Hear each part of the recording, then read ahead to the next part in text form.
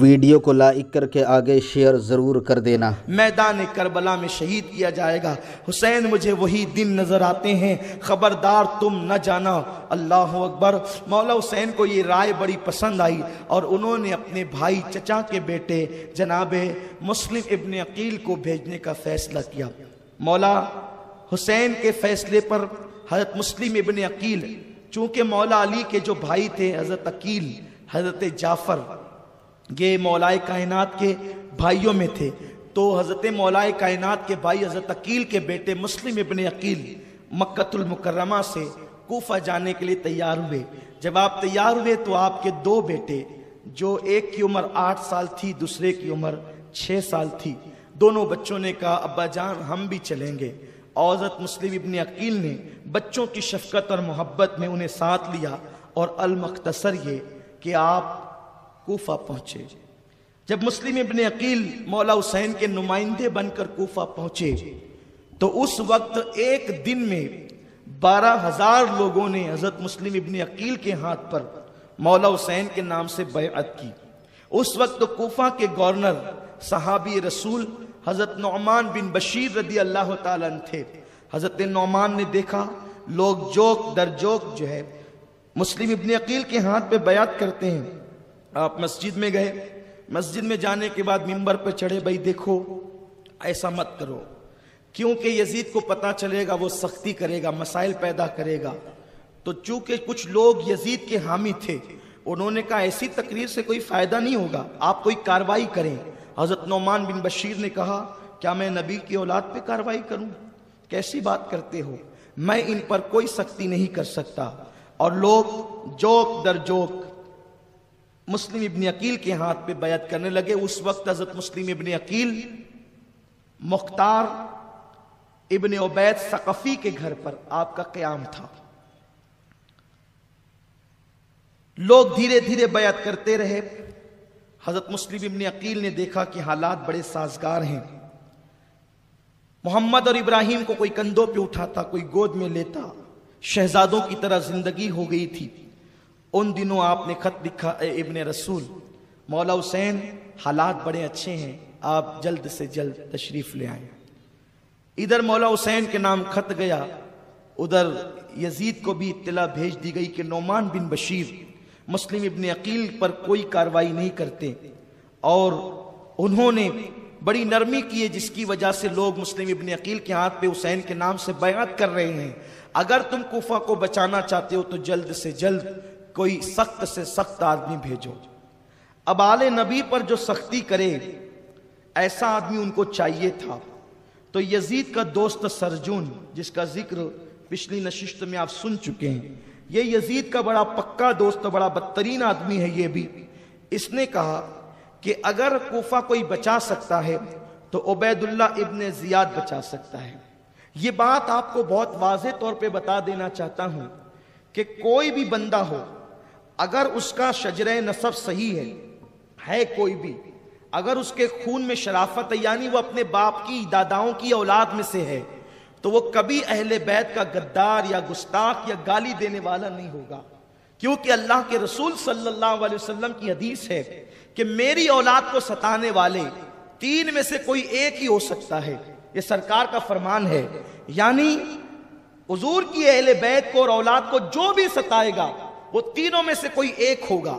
اس لیے میں آپ کو بہت سختی کے ساتھ نصیحت کرتا ہوں، بہت سختی کے ساتھ، کہ اگر آپ کے سامنے کبھی آل نبی آ جائے، کیونکہ آج بھی آل نبی موجود ہے، قیامت تک موجود رہیں گے، تو آ جائے، کتنا بھی بڑا مسئلہ ہو، آپ کبھی ان سے نہ الجھیں۔ ان کی داڑیاں اگر منڈی ہوئی دیکھیں آپ کوئی کمنٹ نہ کریں، ان کی بدعملی دیکھیں کوئی کمنٹ نہ کرے، وہ دکھ دے آپ صبر کر لیں۔ کیوں؟ اس لیے کہ مدینہ منورہ میں ایک بہت بڑے ولی رہتے تھے، اور اس مدینہ طیبہ میں حاجی امداد اللہ مہاجر مکی نے واقعہ لکھا ہے، بہت بڑے ولی رہتے تھے، اور مدینہ طیبہ میں چونکہ بہت سارے سادات بھی رہتے تھے، حضور علیہ السلام کی اولاد میں سے سید زادے رہتے تھے۔ ایک اس ولی کی شان یہ تھی کہ صبح اور شام ان کو 2 مرتبہ آقا کا دیدار عالم بیداری میں ہوتا تھا۔ ایک دن ایک سید زادہ ان کے پاس آیا, کوئی غلطی کر دی, ان کو غصہ آ گیا اور ان کو معلوم نہیں تھا کہ یہ سید زادہ ہے. انہوں نے اٹھایا تماچا اور لگا دیا. اس کے بعد اس ولی کو کبھی حضور کا دیدار نہ ہوا, دیدار بند ہو گیا. ان کو بہت روتے پیٹتے رہے عبادت کی, لیکن پھر وہ کیفیت نہ ملی. تو وہ اپنے سے بڑے ولی کی بارگاہ میں گئے, انہوں نے مراقبہ کیا اور فرمایا شاید تو نے کسی سید زادے کو ستایا ہے, اس لیے ڈھونڈ اسے. بہت غور کیا تو لوگوں نے بتایا کہ وہ جو بچہ آیا تھا وہ سادات میں سے تھا. تو جا کر کے جب معافی مانگی, پھر اسی دن ان کو سرکار کا دیدار نصیب ہوا. یہ بہت خاص بات آپ یاد رکھنا. میں اپنی بات کو بہت طول نہیں دینا چاہتا, کیونکہ مجھے اپنے عنوان کی طرف بھی بات کرنی ہے, لیکن ایک بات یہاں اشاروں میں کرنا چاہتا ہوں, بہت لمبی چوڑی نہیں. بغداد میں ایک پہلوان تھا جنید, اور جنید جو پہلوان تھا بادشاہ کا, اس کا حال یہ تھا کہ وہ وزیروں جیسا وظیفہ لیتا تھا. پورا واقعہ نہیں, صرف اشارہ, آپ شاید سنتے رہتے ہیں. ایک سید زادہ جو حضور کی آل میں تھا, غربت میں زندگی گزارا, تو اس نے سوچا کہ چلو جنید سے ہی پنجہ لڑا لیتے ہیں تو کچھ نہ کچھ مال تو ہاتھ آ جائے گا, غربت دور ہو جائے گی. اور نتیجہ یہ ہوا کہ کشتی کا اعلان بھی ہو گیا. جب کشتی ہونے لگی تو جنید کے کان میں اس سید زادے نے کہا, جنید میں غریب سید زادہ ہوں, میں کما نہیں سکتا اور میری کمائی کے سارے راستے بند ہے. اگر تم میرے لیے ہار جائے تو میں وعدہ کرتا ہوں کہ قیامت کے دن اپنے نانا کے ہاتھوں تیرے سر پر شفاعت کی دستار بندھواؤں گا.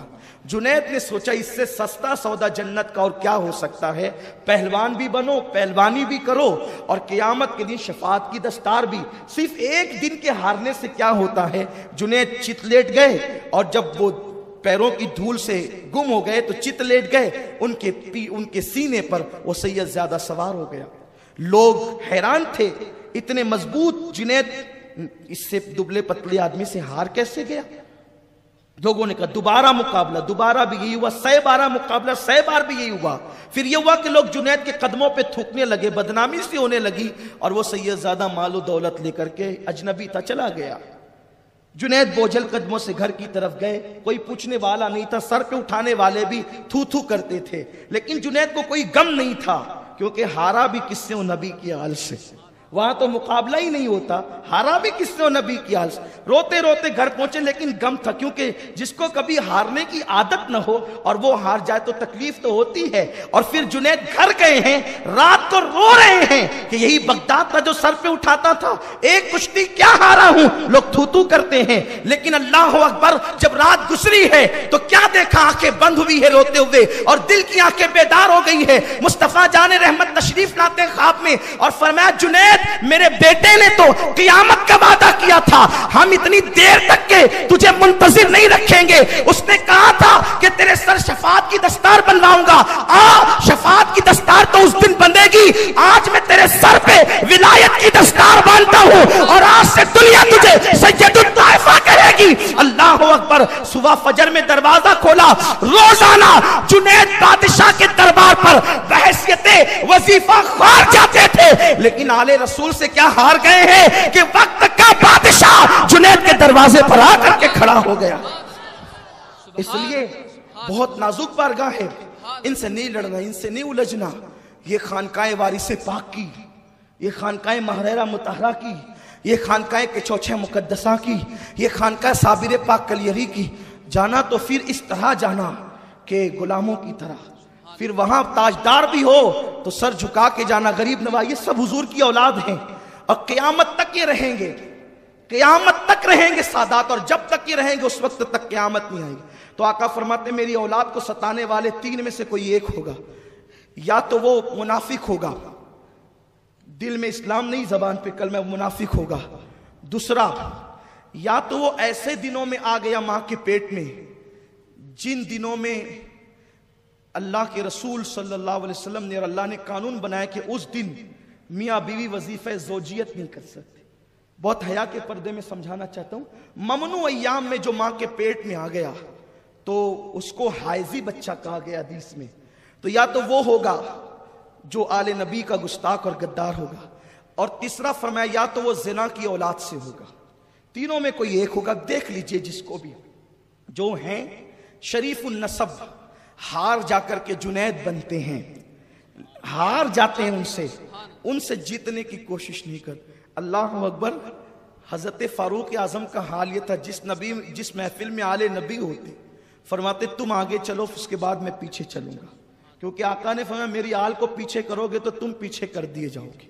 बड़ी फजीलतें हैं, अल्लाह का फजल है कि हम अहले सुन्नत इतने खुश नसीब हैं कि हमारे दरमियान आज तक हुजूर की औलाद मौजूद है, और हमारी जो खानकाएं उनमें भी सरकार की आल आराम फरमा रही है। गरीब नवाज जैसा आले रसूल हमारे मसलक में मौजूद है, महबूब इलाही जैसा आले रसूल हमारे मसलक में मौजूद है, हज़रत कुतुबुद्दीन बख्तियार काकी जैसा आले रसूल हमारे मसलक में मौजूद है, साबिर पाक कलियरी जैसा, गौस पाक जैसा कुर्बान, ये नबी के शहजादे हैं, कितने अजीम है, इनकी जिंदगियां पढ़ करके रश्क आता है।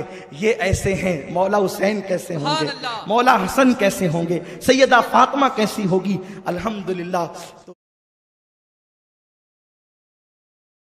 वीडियो